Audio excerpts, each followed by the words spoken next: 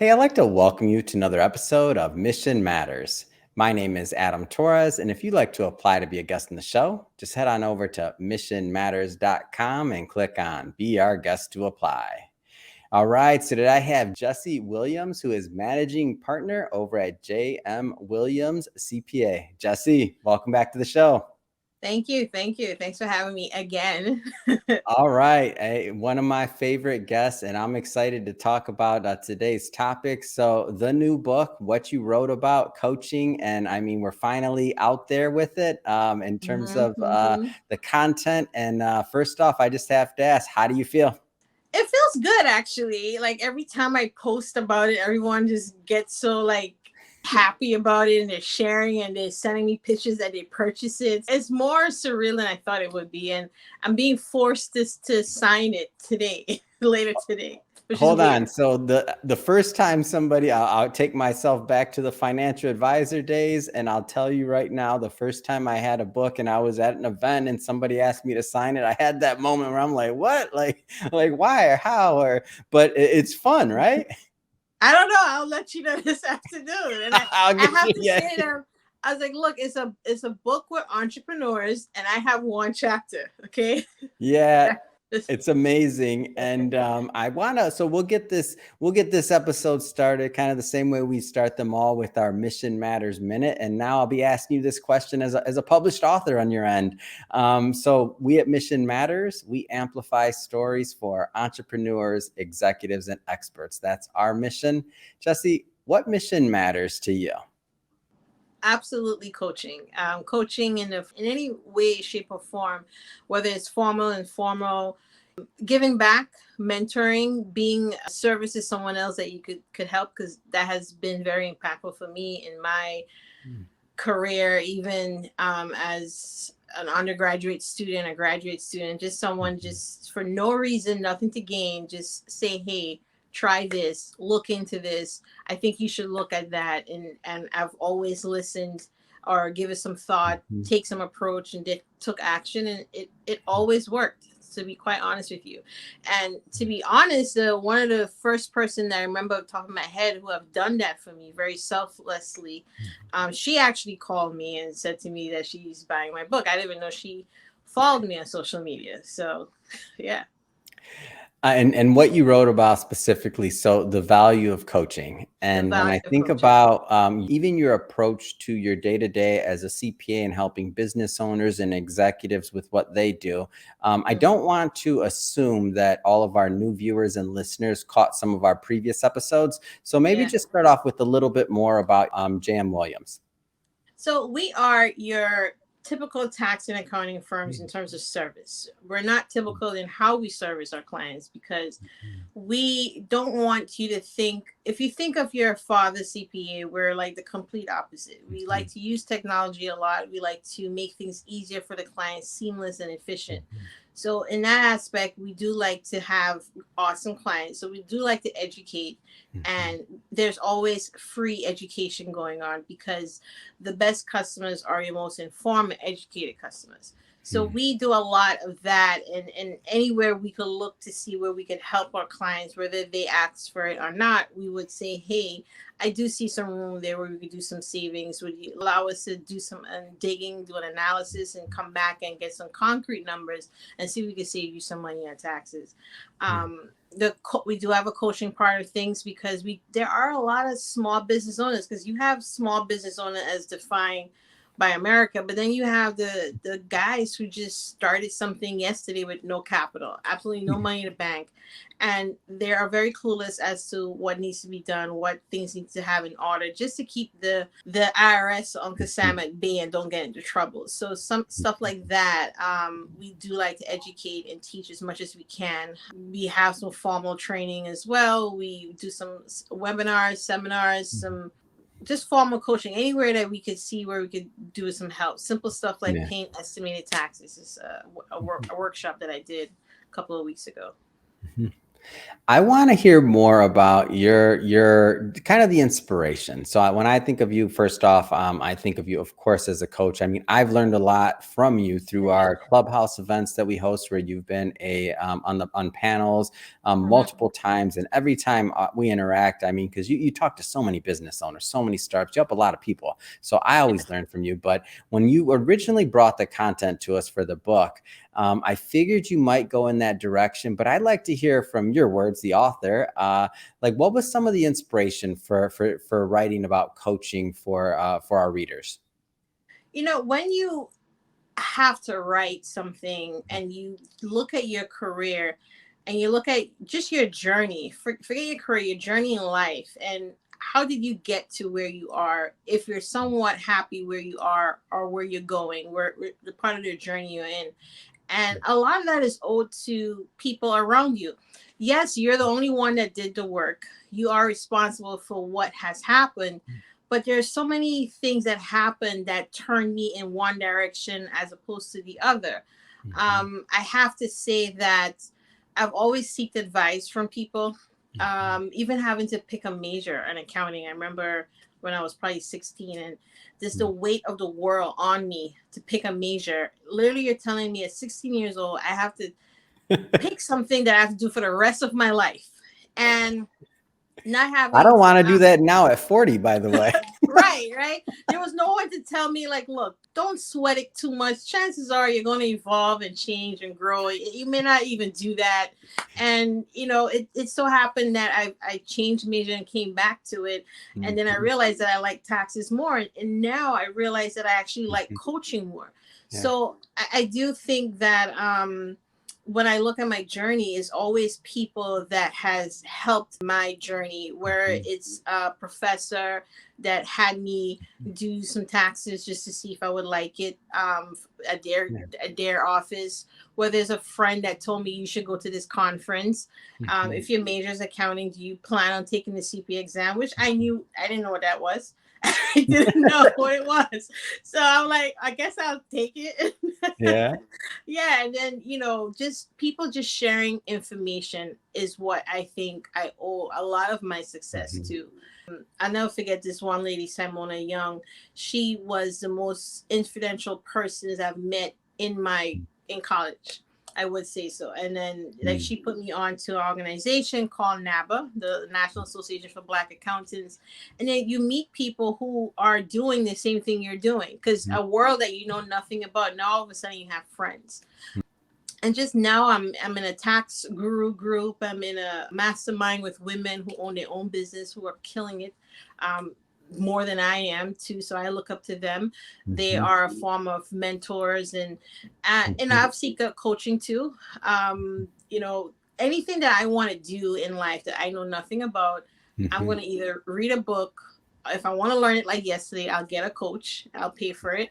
I'll ask someone that I know who is already doing it, because people love talking about what they've done and they love to share. So that's one of my biggest passions in life. Just wanting to be of service to someone that it's not going to take a lot of effort out of me to just share my experience and what has helped me. And maybe that could help that person along the way. Yeah. So one of the things that I thought about when I read your chapter, and it comes across, and then the more that we speak and the more, that you've been on the show, like authenticity, like that word always comes to mind when I think of you. And the reason is because, like, as I've heard, like things that you talk about with your brand or just your day-to-day life, like I follow you on Instagram and I see, the fitness posts and everything else. So when I saw like the, the writing, or kind of like the analogy or anecdote in the book talking about like fitness and other things like that, it just made sense. And I'm like, of course, it's Jessie, of course. So can you comment like on how fitness and these challenges, like how does this all play into this brand?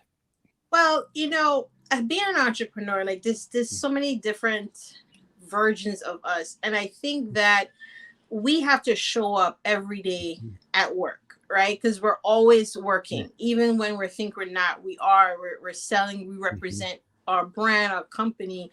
And for me to be better, I always, I have to eat well. I have to be up, and I just got into fitness and it made me feel good. So whenever I have to challenge myself to make myself, let's say I wanted to climb a rope. What year we had COVID? That exact same year, got in the gym right after New Year's. And it took me like 2 months to learn how to climb a rope. And I didn't think I could do it. And then you just keep doing something else. And it makes it, if you apply that to your job, it's the same thing. You want to learn how to do something and you just do it. You get someone that can help you, or you just diligently at it every single day. Even healthy habits. Like I have a health coach where it's like a life coach, she's into fitness, nutritionist as well, all of that into one person I speak to at least. Sometimes during busy season, I need it like once a week. Now I go once a month. But just having healthy habits, healthy routines that can help you perform as an entrepreneur that doesn't get to turn off as much as if I had a 9 to 5, or, even if I was working for someone else, I could show up at work and be physically there, but I could tap out mentally if I wanted to, but I can't do that now. So, fitness is my go-to. I started meditating too, just to change my mood, because sometimes you get anxious, sometimes you get angry, and I can't afford to let that emotion carry me throughout the day. Can you imagine getting one bad phone call and it didn't go well and your whole day is ruined? I don't have that luxury. So 400-pound tire. I mean, this is a story. When I heard this, when I saw it, I'm like, yeah, that's pretty amazing. Number one. So tell us the 400-pound tire story. So for anyone who's listening, what Adam is, I love it. It's so good. There's a tire. So I do like a strong man workout sometimes, or it's linked somehow to CrossFit.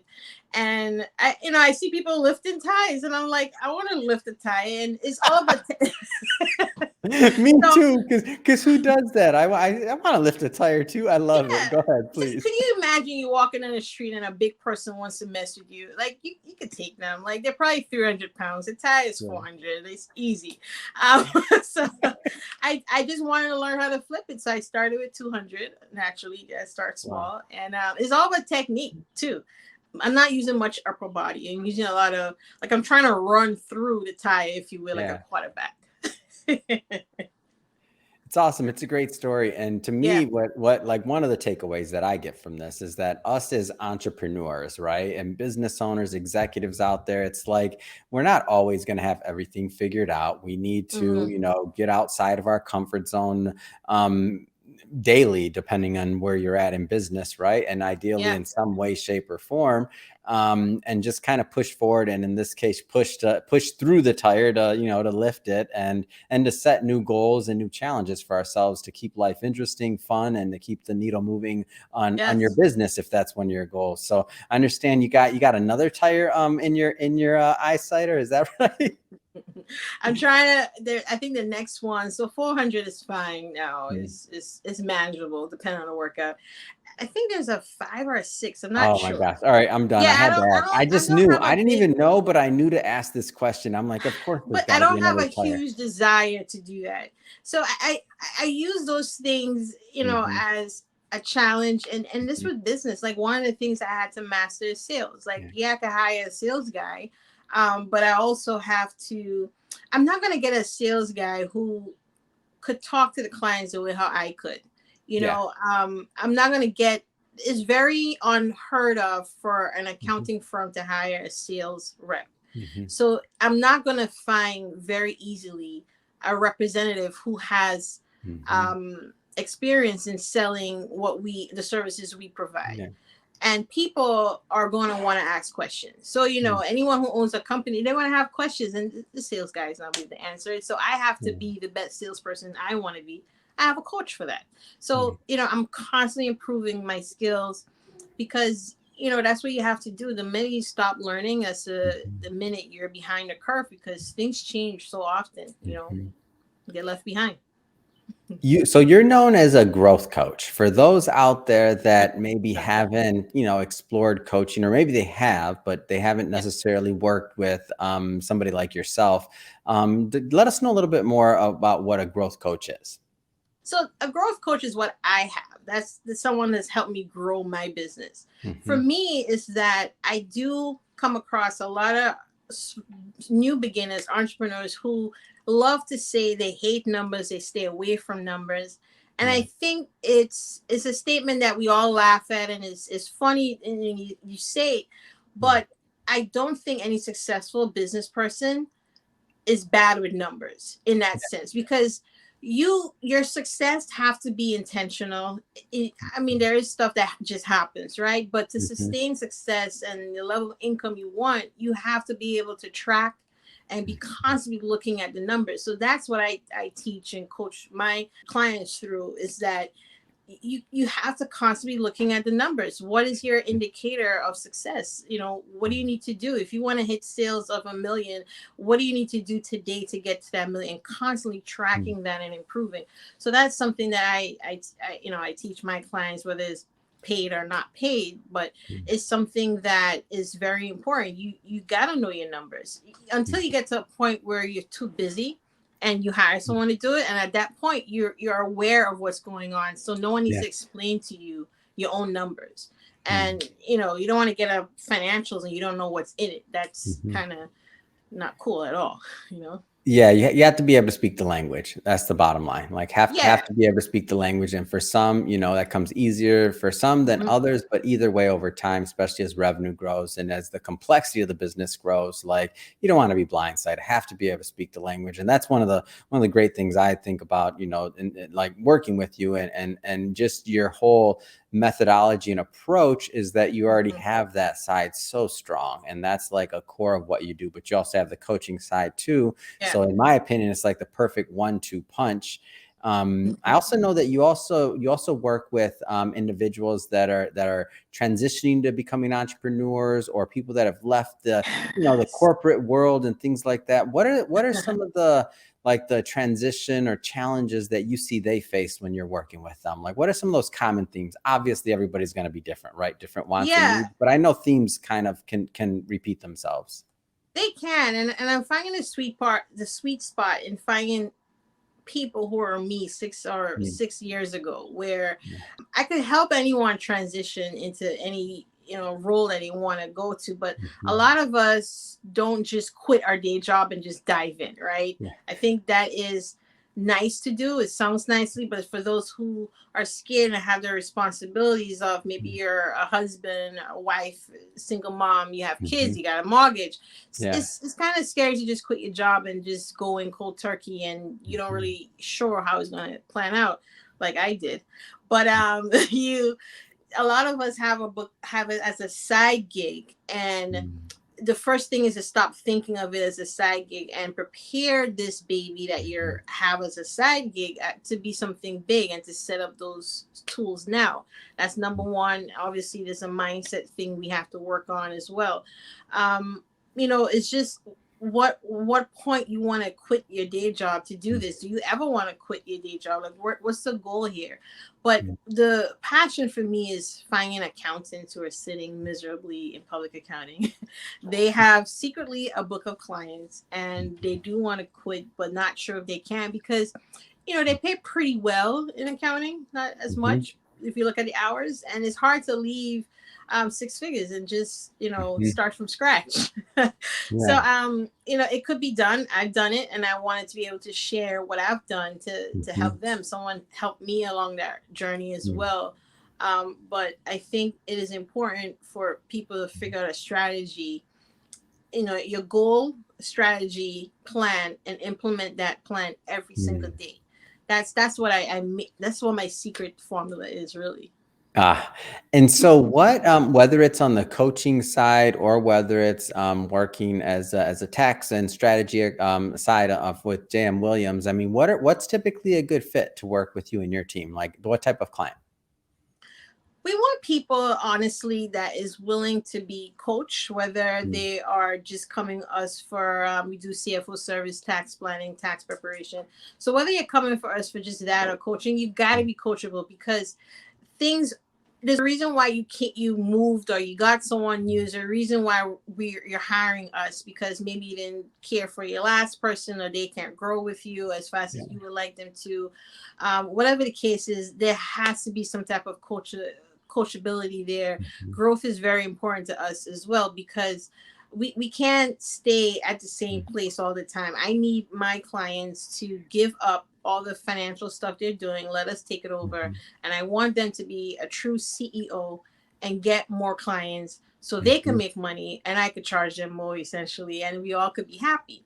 So that's essentially what is a good fit for us. Obviously there's a nice sweet spot for what they're bringing in. We have a minimum we could work with, but if we can't work with you because you're probably too small, we want to give you the tools and coach you through, whether it's a one-time coaching, or maybe we could connect you with, maybe you just need a bookkeeper and not like a full CPA who look at everything big picture.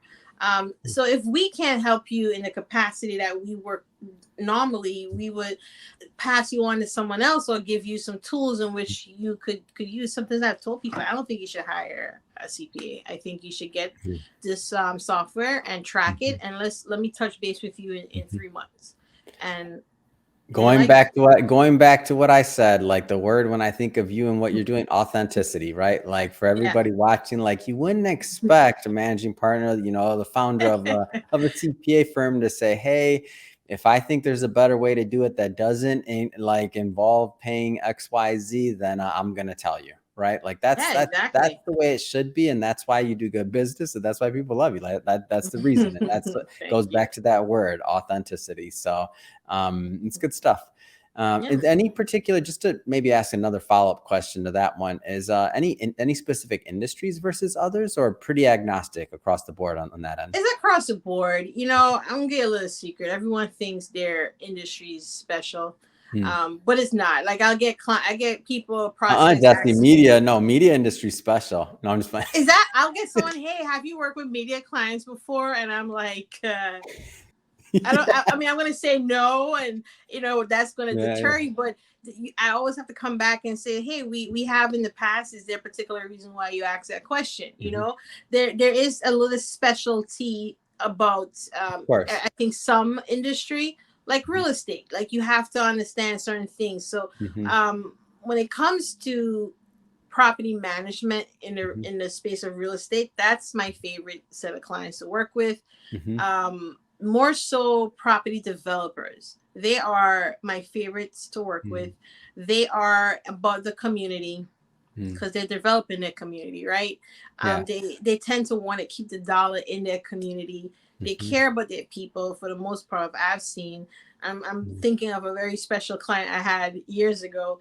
I just love working with people who want to grow their people, grow their community, and the thing is growth, and that's the thing. They're always looking for our next project and this and that and expanding because that's just their nature.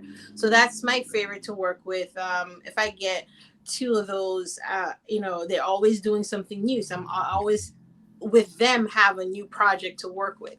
I do like working with real estate investors and people who just want to just make more money. Those are my favorites to work with because they understand scaling, they understand time, they respect your time, they just get it. That's just been my experience.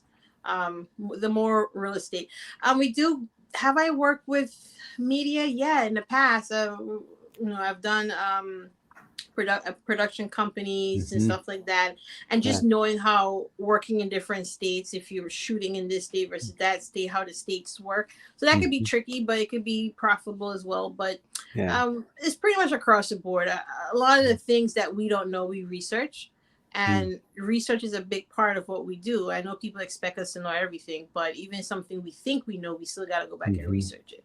So research is huge, and I pretty much feel comfortable doing anything. I'll just research it. That's all.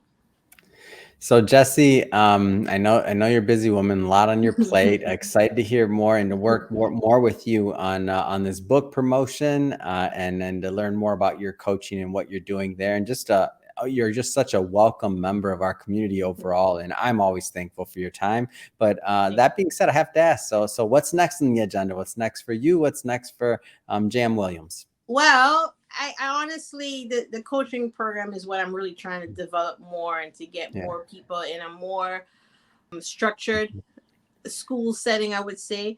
But honestly, I would love to do two things, and I have to be very careful because we get so excited as entrepreneurs, we're dreamers sometimes. I do want to do a podcast, and I do want to do a podcast because I love talking to other business owners, and that's my main love of it.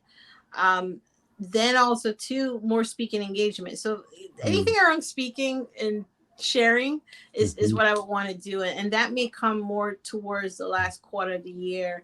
We want to enjoy our summer, and I think with podcasts and speaking engagements, you gotta really commit your time to it. So I think I'll have more time coming down to October, November, December. I'm going to be, you shouldn't even have said the word podcast. You're going to be, I'm going to bug you to launch your show on our network because we already love your content, and it's just on our end. We're a privilege to be able to continue to spread your name, to spread your message, and to really let our audience benefit from it as well. And we've benefited from your coaching as well. So all great stuff there. So that being said, Jessie, if somebody's watching this and they want to learn more about how to connect with you and your team, whether it's on the coaching, whether it's about jmWilliams or both, how do people follow up with you? The best way to get in touch with me is email. You can always look me up. All my information is on our website, social media, and it's always the same, jmWilliamsCPA.com, jmWilliamsCPA in my Instagram, Facebook, and Jessie at jmWilliamsCPA.com is my email address. I do answer emails way quicker than anything else in the phone these days because, I could be running around. I could just answer it quickly as opposed to sitting at my desk and taking a call. So email is best, and then we can schedule something when it fits both of our schedules. Awesome. And we'll put all that information in the show notes, of course, so that our audience can just check it out and head right on over. And speaking of the audience, if this is your first time with Mission Matters or engaging in an episode or the platform, we're all about bringing on entrepreneurs, executives, experts that are mission-based, that have a good story to tell, and that we all have something to learn from them about. If that's the type of content that sounds interesting or fun or something that you're into, hit that subscribe button because we have many more mission-based individuals coming on the line, just like Jessie. And we don't want you to miss a thing. And Jessie, congrats. Thrilled to have published your work and excited to continue this promo with you. So thanks again for coming back on the show. Thank you. I appreciate it.